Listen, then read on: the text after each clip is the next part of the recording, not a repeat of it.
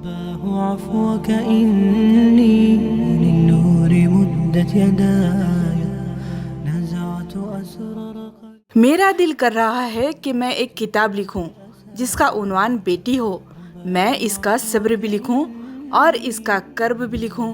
میں اس کی آہ بھی لکھوں اور اس پر صبر کرنے پر اس کی واہ بھی لکھوں۔ اس کی ذات پر اٹھنے والے الفاظ بھی لکھوں جسے سن کر وہ کبھی رو دیتی ہے تو کبھی چپ چاپ سہ جاتی ہے۔ یہ ہے بیٹیاں۔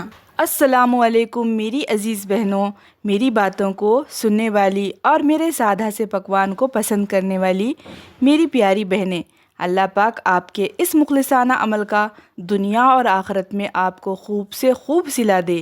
یہاں پر میں کر رہی تھی صبح کے ناشتے کی تیاری، جو میں یہ اکثر نہیں بناتی، بس کبھی کبھی اگر دل چاہا تو چائے اور پراٹھا بنا لیتی ہوں۔ اب جب تک یہ ناشتہ بنتے رہے گا، چلتے رہے گا، تو ہم سنتے ہیں آج کی ایک بہترین خوبصورت کہانی، جو کہ ایک عورت کا ہے جس نے اپنی سمجھداری سے، اپنی ذہانت سے اپنے شوہر کو قائل کر لیا۔ واقعہ کچھ یوں ہے۔ مجھے آپ سے کچھ کہنا ہے، میری بیوی چائے کا کپ ہاتھ میں لیے دروازے سے اندر آتے ہوئے بولی۔ اینک کتاب پر رکھتے ہوئے میں نے پلٹ کر کہا، ہاں ہاں کیوں نہیں، بولو کیا بات ہے۔ وہ آہستہ آہستہ چلتی ہوئی قریب والی کرسی پر آ کر بیٹھ گئی، چائے میز پر رکھتے ہوئے بولی، چائے پی کر دیکھیے نا کیسی بنی ہے۔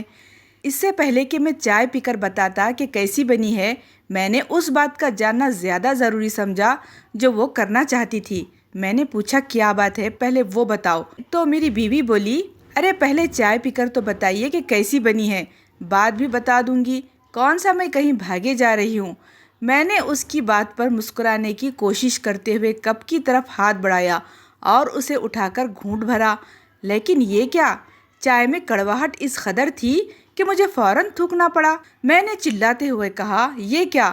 تمہیں چائے بنانی نہیں آتی؟ یہ کیسی چائے بنائی ہے، اتنی کڑوی؟ وہ مسکراتی ہوئی کرسی سے اٹھ کر کھڑکی میں جا کھڑی ہوئی۔ اس کا مسکرانا میرے غصے میں اضافہ کر رہا تھا، لیکن میں نے برداشت کیا۔ میں نے کہا، ایک تو چائے ایسی بنائی ہے، اوپر سے ہنس بھی رہی ہو، آخر چاہتی کیا ہو؟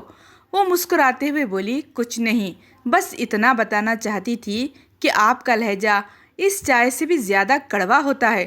اگر آپ اس کڑوی چائے کا ایک گھونٹ حلق سے نہیں اتار سکتے تو سوچیں کہ آپ کے لہجے کے 20ویں کڑوے گھونٹ ایک نازک عورت کیسے روز سہ لیتی ہوگی۔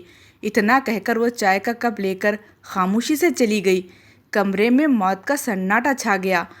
گھڑی کی ٹک ٹک میرے دماغ پر ہتھوڑے برسا رہی تھی، اور پھر میں اپنے رویے پر غور کرنے پر مجبور ہو گیا کہ میں واقعی کڑوا بولتا ہوں۔ تو دیکھا آپ نے، کتنا خوبصورت چھوٹا سا واقعہ تھا یہ۔ تو اس خوبصورت کہانی کے بعد آتے ہیں اس کی طرف۔ یہ دیکھیے، یہ میں نے آن لائن منگایا ہے، تو اس کی کچن میں بہت ضرورت پڑتی ہے ایسے چیزوں کی۔ اسے کہتے ہیں براس برش۔ تو یہ ہے نا، آن لائن منگائی میں، جو ہمارے برتن روزمرہ کے رہتے ہیں استعمال کے، چکنائی کڑھائی پر جو لگے داغ، وہ جگہ پر کانٹا نہیں پہنچتا، جس کی وجہ سے اس پر چکناہٹ جمتے جمتے کچھ بدنما بن جاتی ہے کڑھائی۔ اور اس براس برش کے نا بریسلز بہت مضبوط ہوتے، بہت اسٹرانگ ہوتے، مڑتے نہیں بالکل، جس کی وجہ سے جو اسکرو کے سائڈ اب بآسانی سائڈ کا جو چکناہٹ جمتی جاتی بلیک جیسے آ جاتا نا، وہ بالکل صاف ہو جاتا۔ اور ہمارے کام والے ہمیشہ دھوتے برتن، مگر میں 8 دن میں ایک بار یہ پیتمبری پاؤڈر استعمال کرتی اور یہ براس برش سے اس کے سائڈز جہاں پر کانٹا نہیں پہنچتا اس کو صاف کرتی۔ اب اس کڑھائی کو دیکھیے، بہت گندی ہو گئی تھی، تو میں اس کو تھوڑا سا مانجی ہوں یہ پیتمبری لگا کر سائڈز اور کارنرز، تو دیکھیے کتنی چمکدار اور صاف ہو گئی ایک دم سے۔ تو پھر ملتے ہیں ایک نئی کہانی کے ساتھ، جب تک کے لیے اللہ حافظ۔